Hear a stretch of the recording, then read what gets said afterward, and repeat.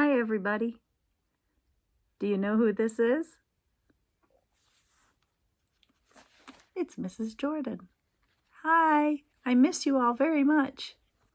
I suppose you've seen some people wearing these. It's a mask that we can put over our nose and mouth to cover ourselves so that our germs don't go on anyone else. You've probably heard that we can't go to school because of the virus.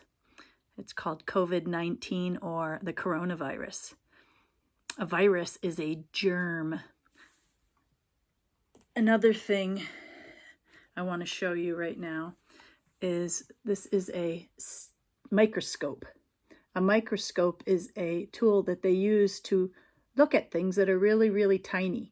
It magnifies them. That sounds like magnifying glass, doesn't it? And we all have used our magnifying glasses at school. But a microscope makes little tiny things look big enough for us to see them. And when we put germs on the microscope, it looks like this. Here's some germs. These are actually viruses. And here are some more germs. Now they look kind of silly.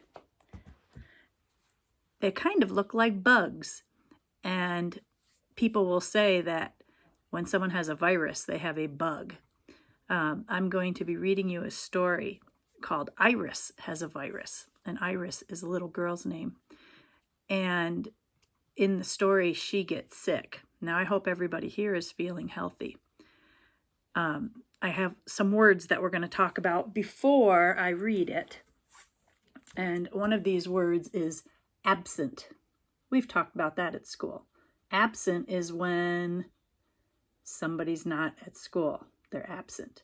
Another word is exhausted. Exhausted means really, really tired. Another word we're going to hear in the story is called stethoscope. You may have seen a stethoscope when you were at the doctor or even at school. A stethoscope is what a doctor uses to listen to your heartbeat. And then we have the last word, it's called magnifier. And I did just say that word. That sounds like magnifying glass. A magnifier makes things bigger. Now my story is called Iris Has a Virus. And you can see from the front cover that Iris is in bed. She has a thermometer in her mouth. What do you think about that? Someone named Arlene wrote this book, and her friend Lisa is the illustrator, and that means that she made the pictures. So let's take a look inside of our book. I'm going to scooch down here so that I can see the words while you see the pictures.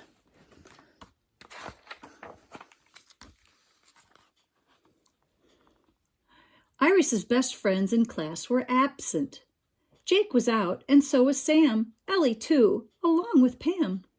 Mrs. Morgan had said, "There's a nasty stomach virus going around. Wash your hands well, especially when you get home from school." At home, Iris washed her hands, but something was not quite right. Iris felt tired, very tired. In bed, she tried to read her storybook, but fell asleep before one look at even the first page.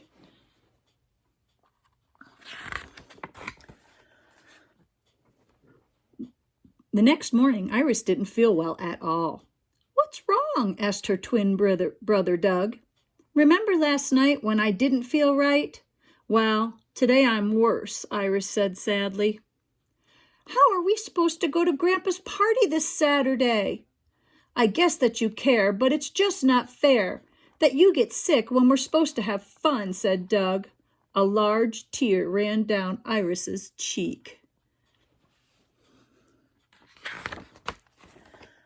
Mom said, "Of course Iris cares. How would you feel if she blamed you for being sick?" Most of Thursday, Iris stayed in bed. She was too tired to read. She was too tired to watch TV. And using her new sketchbook was simply out of the question. Iris felt exhausted.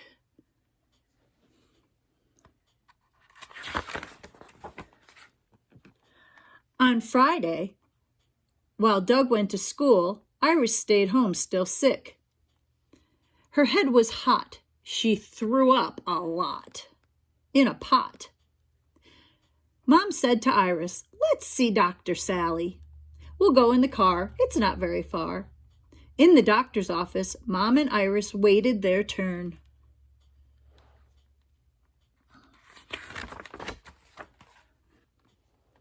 Dr. Sally listened to Iris's heart with a stethoscope.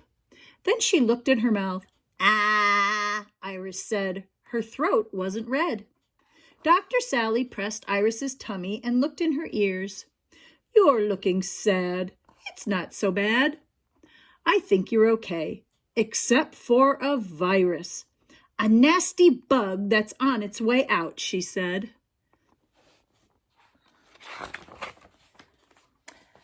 At home, Iris's dreams were of bugs.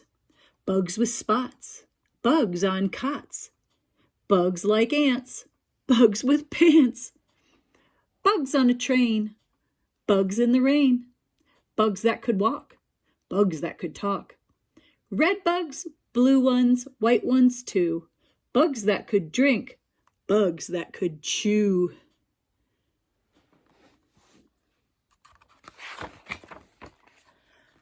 Iris woke up on Saturday feeling much better. She told Doug, Mom, and Dad about her dreams of bugs. "A virus is a special kind of bug," said Dad. "It's a germ. You see it through a magnifier called a microscope." Iris thought for a moment. "My bug is gone. If so, where did it go?"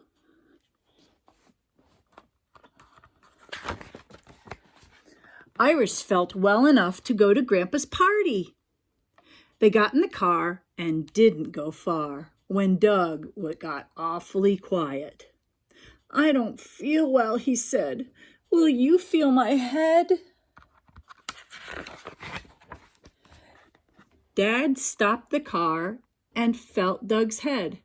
Doug's head was hot. He threw up a lot. "Well," said Mom and Dad, "Iris had a virus, and now Doug has her bug." Iris looked at Mom and Dad. "Can't we go anyway and have Doug stay home with a sitter?" she asked with a grin on her face. And that's the end. So Iris was sick. The germ made her body sick, and she didn't feel good. And she got hot from a fever and very tired. But after a while, her good germs fought off the bad germs, and she got better. But the virus went from her to her brother Doug. And that's why we can't be at school right now, and why you see people wearing the masks on their faces to keep themselves from getting viruses or from spreading viruses. Because the virus that's going around now isn't just the throw-up kind of virus. I sure do wish we could be going to school. I sure miss everyone. And I hope you enjoyed Iris Has a Virus.